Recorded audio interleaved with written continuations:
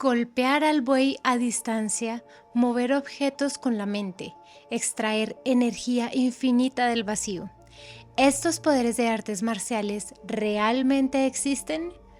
Un científico chino se unió a personas con poderes sobrenaturales para revelar la misteriosa fuerza del campo cerebral del universo y desafiar las 4 fuerzas básicas.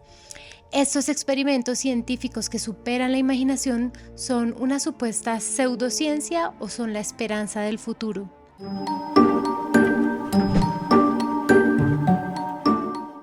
Hola a todos, soy Luisa López, bienvenidos a Misterios sin resolver. En el mundo de las novelas de artes marciales, lo más sorprendente son artes como golpear a un buey atravesando una montaña o la palma que golpea en el aire y se puede derribar a una persona sin siquiera tocarla. ¿Pero realmente existen estas artes? Se dice que en estas artes hay una técnica mágica llamada 100 pasos atraviesan el álamo. No se trata de disparar con un arco o una hoja, sino que solo con la fuerza de la palma se puede hacer que un álamo a 100 pasos de distancia reciba el golpe e incluso poder abrirle un agujero. Este tipo de arte ahora en nuestra vida casi no se ve, pero en internet aún se pueden ver algunos videos de maestros de Tai Chi que golpean a distancia. En las imágenes solo se ve al maestro mover ligeramente la mano y la persona de enfrente cae hacia atrás una tras otra como fichas de dominó, derrotadas en masa.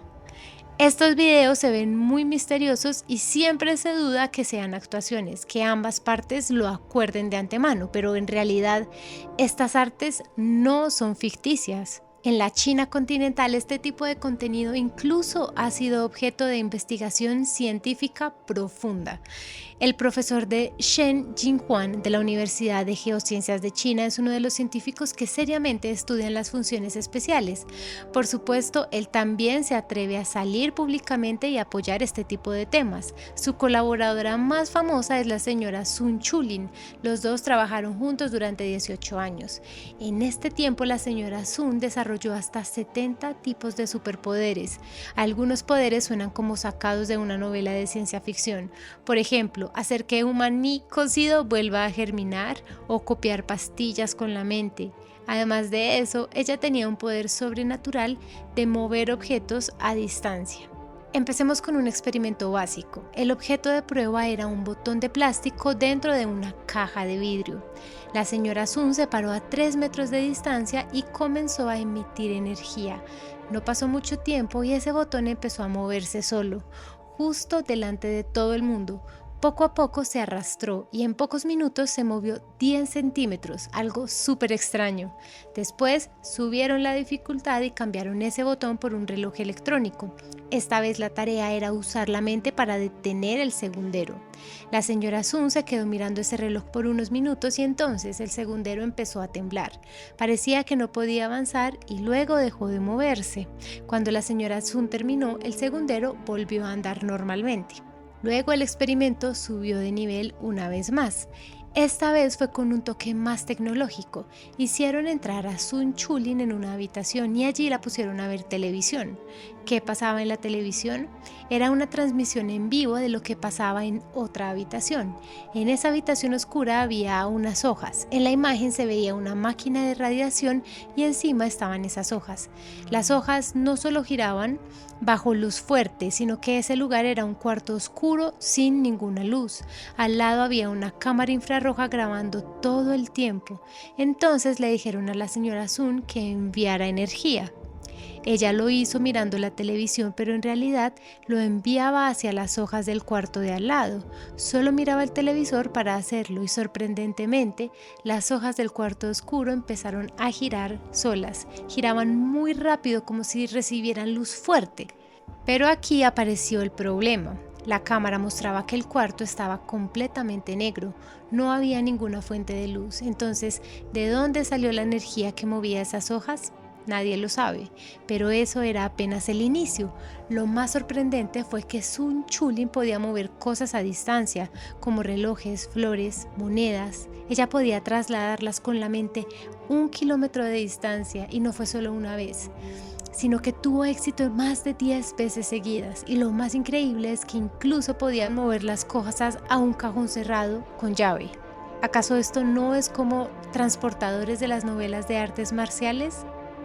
Sí, lo es, pero incluso con los informes de experimentos del profesor Shen, con videos, testigos, todo tipo de pruebas, incluso con el laboratorio abierto para que cualquiera lo visitara y cualquier invitado pudiera desenmascarar, muchas personas aún dudaban de esto.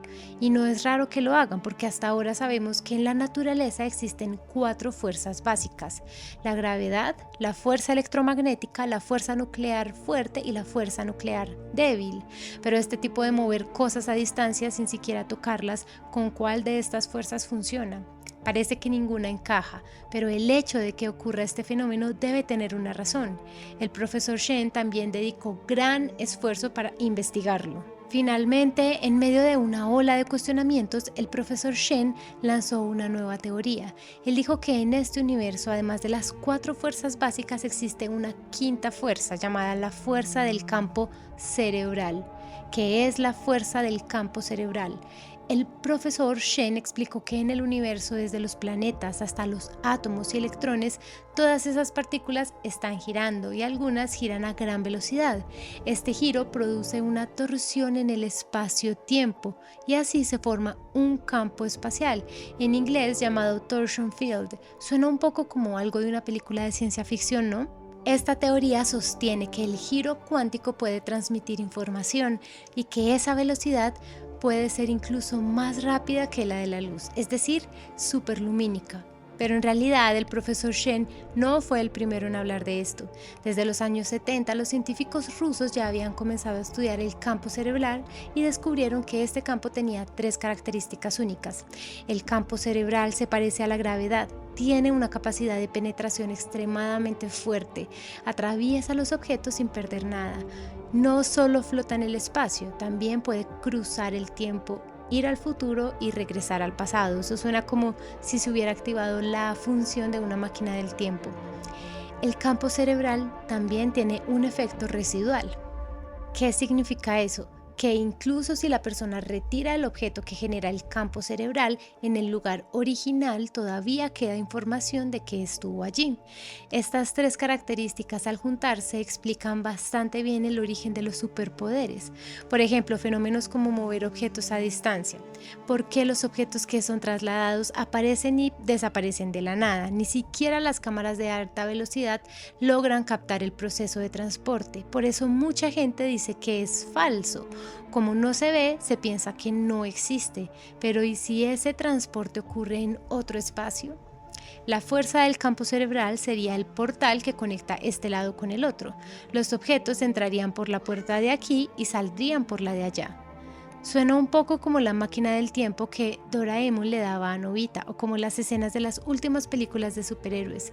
Sin embargo, en realidad, el proceso de transporte se completa en otro espacio. La cámara graba los objetos en este espacio, por eso no puede capturar lo que ocurre en el otro. Así que en este espacio, el proceso de transporte ni nuestros ojos ni las cámaras pueden verlo. Lo único que podemos percibir es que las cosas desaparecen de la nada y luego reaparecen de la nada.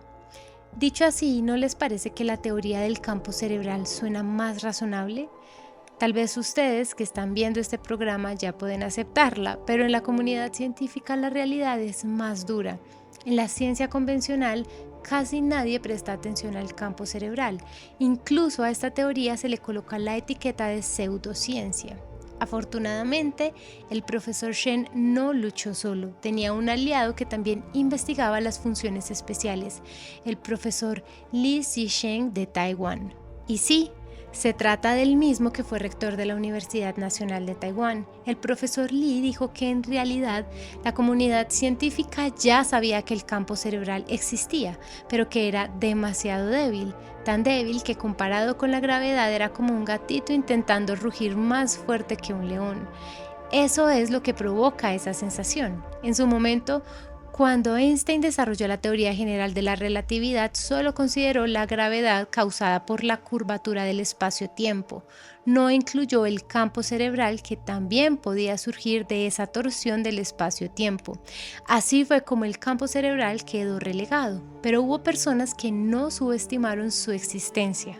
En la época de la Unión Soviética, los científicos rusos sentían gran entusiasmo por el campo cerebral. Hicieron una gran cantidad de experimentos y descubrieron que en condiciones estáticas el campo cerebral era muy débil y difícil de medir, pero una vez que entraba en condiciones dinámicas, la intensidad del campo cerebral aumentaba muchísimo. Según este principio, crearon un generador de campo cerebral. Dentro llevaba un imán en forma de anillo que hacían girar a gran velocidad. Así lograban producir un campo cerebral del espacio-tiempo con forma de torbellino. No solo eso, este aparato podía lanzar el campo cerebral hacia afuera con un alcance máximo de 2,20 metros. Sin embargo, muchos de los instrumentos actuales todavía no pueden medir este campo cerebral. Ese es uno de los motivos principales por lo que los científicos aún no se atreven a reconocer la teoría del campo cerebral, porque todavía no se puede medir, pero aquí surgió un problema. Que un instrumento no pueda medirlo no significa que ese campo no exista. Hay un fenómeno interesante y es que el cuerpo humano sí puede percibir el campo cerebral. Una persona con habilidades especiales, la señorita T, que trabajaba junto al profesor Lee, dijo que al usar su mano para sentirlo percibía un cosquilleo, como si algo invisible la golpeara. Así que este campo cerebral no solo existe, sino que además tiene bastante intensidad. Imaginemos entonces, si el cuerpo humano también pudiera generar fuerza del campo cerebral, ¿no podríamos acaso golpear al buey a distancia?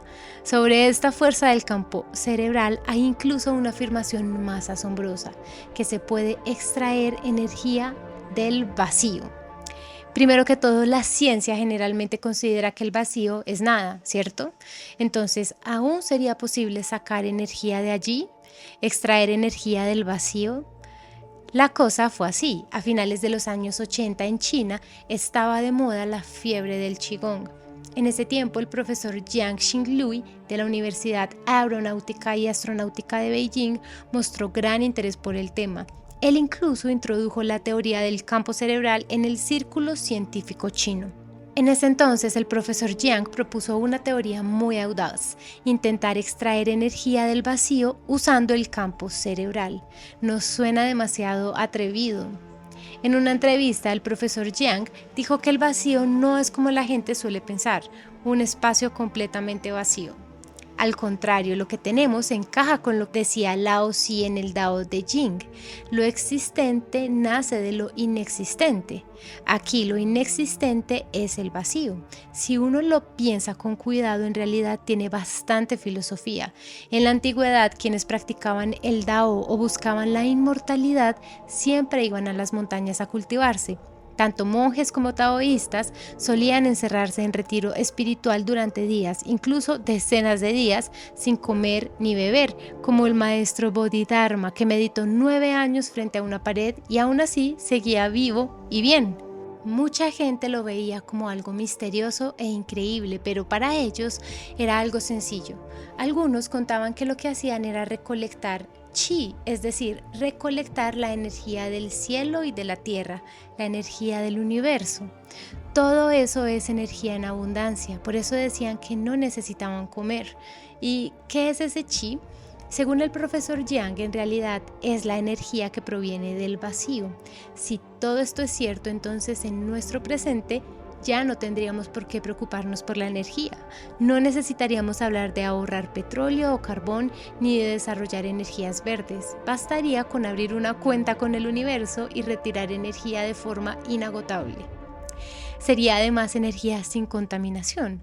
¿Acaso eso no sería más nuevo que las energías nuevas? En este punto entra en escena el profesor Li Shisheng y lo hace con palabras sorprendentes.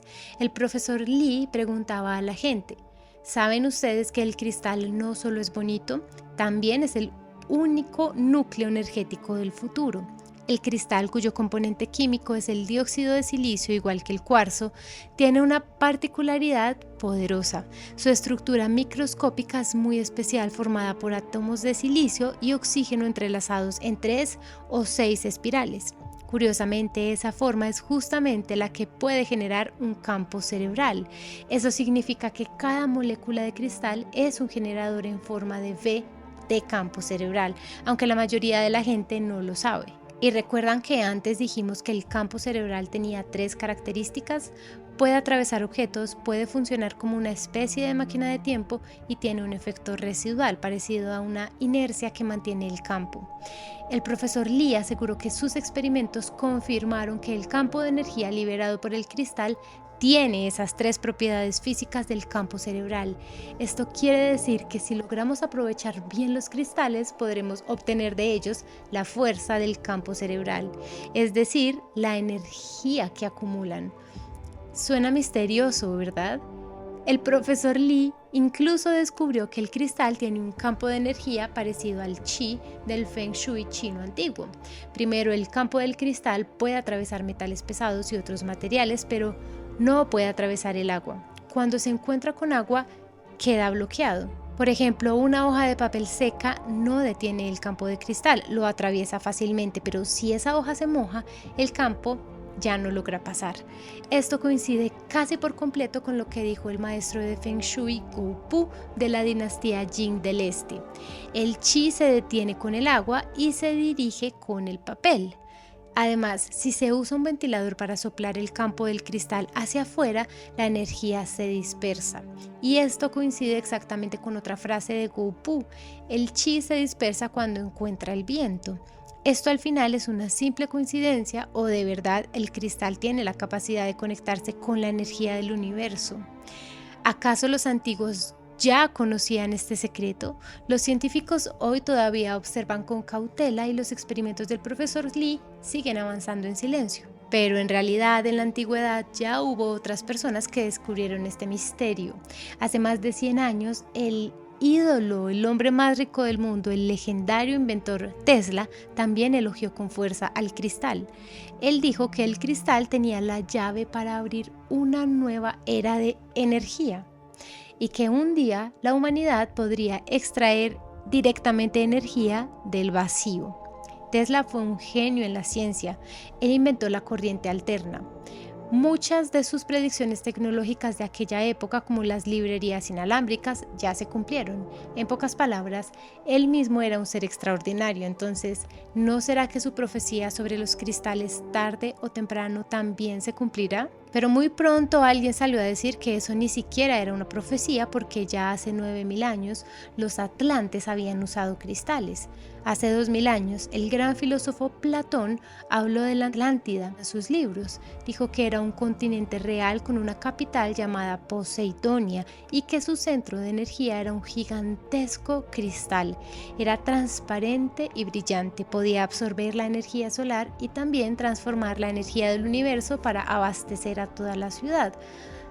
Eso suena muy parecido a nuestra actual tecnología solar. Recientemente en internet circuló el recuerdo de una vida pasada contado por un niño de preescolar, quien dijo que en su vida anterior había vivido en la Atlántida. El pequeño contó que en la capital había un cristal de color azul claro, ubicado en el espacio del Sol. La energía que generaba el cristal se transmitía por medio de cables, exactamente como ahora. Y no solo eso. También dijo que en esa época existía internet y que la red era muy avanzada. Su madre era una popular creadora de contenido y la gente de esa civilización usaba teléfonos móviles e incluso podrían comprar en línea. En resumen, su vida era muy parecida a la nuestra, pero un día, de repente, llegó un tsunami y toda la Atlántida desapareció bajo el mar. La civilización colapsó de golpe. Desde la gravedad universal de Newton, pasando por la teoría general de la relatividad de Einstein hasta la mecánica cuántica, la teoría del campo cerebral y la idea de obtener energía del universo a través de los cristales. ¿No será que todo esto en realidad es una repetición de lo que pasó hace 9000 años? ¿Será que en la larga historia de la Tierra existieron muchas Atlántidas, muchos continentes que se hundieron, muchas civilizaciones que alcanzaron la gloria más alta y que luego, al caer en la decadencia humana, fueron destruidas por los dioses? ¿Cuántas formas de energía hay en el universo? Además de este campo cerebral del que hablamos hoy, ¿será que aún existen más misterios, más maravillas que todavía no hemos descubierto ni comprendido? La gente siempre dice que la historia se repite y que las civilizaciones también tienen un ciclo de renacimiento. ¿Será que en realidad hemos dado vueltas y vueltas y vueltas para volver al mismo punto de antes? Bien, la historia de hoy termina aquí. Muchas gracias por ver. No olviden dejar su like. Soy Luisa López, explorando misterios sin resolver. Nos vemos la próxima vez.